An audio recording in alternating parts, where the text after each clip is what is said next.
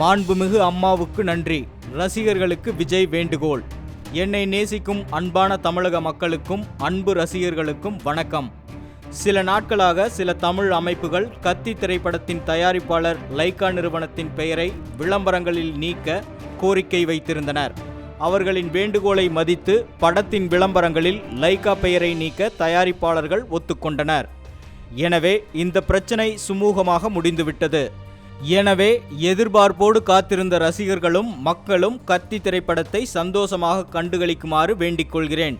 கத்தி திரைப்படம் சுமூகமாக வெளிவர எங்களுக்கு ஆதரவு தந்த மாண்புமிகு புரட்சித் தலைவி அம்மா அவர்களுக்கும், தமிழக காவல்துறைக்கும், தமிழ்நாடு திரையரங்க உரிமையாளர்களுக்கும், தமிழக அமைப்புகளின் உணர்வுகளுக்கு மதிப்பளித்து லைகா பெயரை நீக்கிய தயாரிப்பாளர்களுக்கும் எனது மனமார்ந்த நன்றியை தெரிவித்துக் கொள்கிறேன். அனைவருக்கும் எனது தீபாவளி வாழ்த்துக்கள். இவ்வாறு அந்த அறிக்கையில் விஜய் கூறியுள்ளார். ரெட்பிக்ஸ் செய்திக்குழு, ரெட்பிக்ஸ் நியூஸ்.